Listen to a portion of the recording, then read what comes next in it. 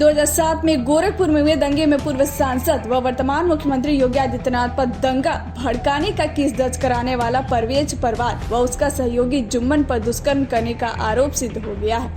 मंगलवार को जिला और सत्र न्यायाधीश गोविंद बल्लभ शर्मा ने इन्हें कठोर आजीवन कारावास एवं 25-25 हजार रुपए अर्थदंड की सजा सुनाई है। महमूद उर्फ जुम्मन बाबा व परवेज परवाज 2 साल से जेल में बंद थे। आपको बता दें कि परवेज परवाज की उम्र 65 वर्ष है। वह पहली जांच में एसओ राजघाट ने रेप की घटना को फर्जी बताते हुए अदालत को अपनी रिपोर्ट भी भेज दी थी। शासकीय अधिवक्ता यशपाल सिंह ने बताया कि पीड़िता ने थाना राजघाट में दोनों पर रेप करने की रिपोर्ट दर्ज कराई थी। पीड़िता अपने पति से अलग रहती थी। वह झाड़ फूक के लिए मगहर मजार जाती थी। वहां उसे महमूद उर्फ जुम्मन बाबा मिले। उन्होंने कई दरगाहों पर झाड़ फूक की, जिससे मुझे राहत मिली। 3 जून 2018 को उन्होंने रात 10:30 बजे पांडे हाथा के पास दुआ करने के बहाने बुलाया और एक सुनसान स्थान पर ले गए। वहां वो और उनके साथ मौजूद परवेज परवाज ने गैंगरेप किया। आपको बता दें कि परवेज परवाज और असद हयात ने मुख्यमंत्री योगी आदित्यनाथ पर 27 जनवरी 2007 को गोरखपुर रेलवे स्टेशन गेट के सामने हेट स्पीच देने और उसके कारण गोरखपुर व आसपास के जिलों में बड़े पैमाने पर हिंसा होने का आरोप लगाते हुए हाईकोर्ट में याचिका दायर की थी।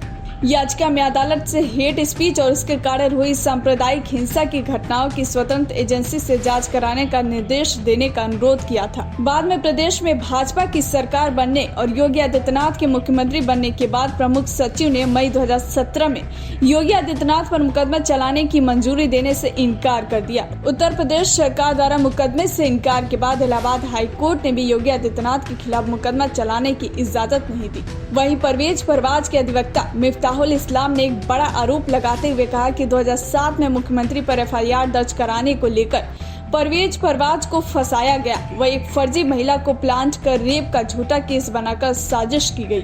3 दिन पहले मुख्यमंत्री योगी से जिला जज की मुलाकात भी मीडिया में सामने आई थी। अदालत ने पहले से तय कर रखी थी उम्र कैद की सजा, सो हो गई। अदालत ने मेरी बहस को सुनी ही नहीं और एक तरफा फैसला सुना दिया। हम ऊपरी अदालत में अब अपील करेंगे। परवेज परवाज के मामले में उनके ऊपर जो है 376D के तहत उनका विचारण चल रहा था माननीय जिला एवं सत्र न्यायाधीश महोदय के समक्ष। उसमें आज वो दोषित पाए गए हैं परवेज परवाज और दूसरे जो अभियुक्त हैं महमूद उर्फ जुम्मन बाबा। ये दोनों लोगों को आजीवन कारावास की सज़ा हुई है और 25-25 हज़ार रुपये जुर्माना हुआ है। और ये घटना है 3/6/18 की। पीड़िता को जुम्मन बाबा जो है ये झाड़ फूक का काम करते थे और उसका पति जो है उसके साथ नहीं रहता था। पति साथ रहे इसको लेकर के वो मस्जिद और पीर मज़ारों पर जाती थी।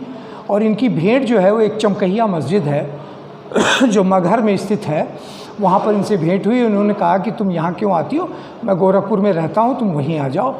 और जुम्मन मियाँ की एक दुकान है पांडे हाथा में, वहाँ इसको 3/6/18 की रात 10 बजे के करीब इन्होंने बुलाया और फिर उस दुकान के पीछे इसको कहा कि चलो मैं आ रहा हूँ। और वो गई और फिर उसके साथ इन्होंने भी उसके साथ बलात्कार किया। और जब वो भागने की कोशिश की तो परवेज परवाज जो है उन्होंने उसे असलहा सटा दिया और बर्जस्ता उसके साथ जो है इन दोनों लोगों ने बलात्कार किया। माननीय न्यायालय ने दोनों को जो है दोनों के विरुद्ध पर्याप्त साक्ष्य पाया। इन लोगों ने बचाव पक्ष की तरफ से अपने गवाहान को भी पेश किया, जिसकी मेरे द्वारा जिरह भी की गई और जो इनके द्वारा एक एलिबाई लेने की कोशिश की गई उसको मैंने पूरी तौर पर धराशायी किया जिरह के माध्यम से। और माननीय न्यायालय ने अंततः इन दोनों को इस मुकदमे में दोष सिद्ध मानते हुए दोष सिद्ध करार दिया और इन्हें आजीवन कारावास की आज सज़ा सुनाई है। ये घटना है 3/6/18 की, वर्ष 2018 की घटना है। रात 10 बजे की, मोहल्ला पांडे हाथा, थाना राजघाट, जनपद गोरखपुर की। सर जुर्माना भी लगाया गया? जी 25 हज़ार रुपये, 25-25 हज़ार रुपये दोनों लोगों को। फैसला पहले से जो तय था आजीवन होना है वो आजीवन हो गया। हमने इस फाइल में 4 जुलाई को टीए आपकी कोर्ट में दिया था, उस पर कोई कार्रवाई नहीं हुई। तो हमने इलाहाबाद में टीए दाखिल किया, जिसकी सूचना 9/7 को दिया। जज महोदय ने खारिज कर दिया। और बिना आर्गूमेंट के, लिखित आर्गूमेंट का आज देना था, आज तारीख लगी थी और उन्होंने सवेरे बैठ के 11:30 ही बजे प्रोनाउंस कर दिया सज़ा कि आपको दोषित किया जाता है।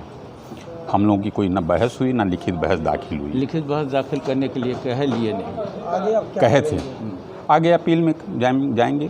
क्या आरोप था इनके ऊपर? आरोप तो ये 200% इनोसेंट थे। ये फर्जी ढंग से वो एक आस्थाना है, उसी आस्थाने के लेडी को मैनेज करके ये सब कराया गया था। तो चूँकि इसमें एक एक्यूज जो परवेज़ परवाज हैं, माननीय मुख्यमंत्री जी के एक मुकदमे में वादी हैं, तो इसी वजह से, इसी प्रभाव में ये फैसले हो गए हैं। ये पहले से निश्चित थे। माननीय मुख्यमंत्री जी का मामला जरा बताइएगा कि इनसे कैसे प्रभावित थे और क्या मामला था, कब का मामला? ये 2007-8 में प्रकरण था। उसमें उन्होंने हाई कोर्ट से आर्डर ले आके 156(3) से आर्डर कराया था, उनके खिलाफ FIR हुआ था। वो प्रकरण सुप्रीम कोर्ट में विचाराधीन है। किसके खिलाफ FIR दर्ज कराए थे?